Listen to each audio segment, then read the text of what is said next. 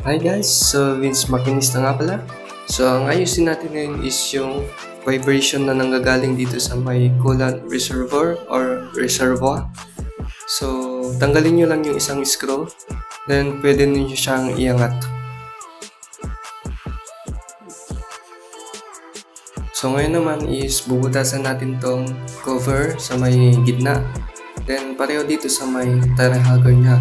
So dapat magkatapat yan, center to center.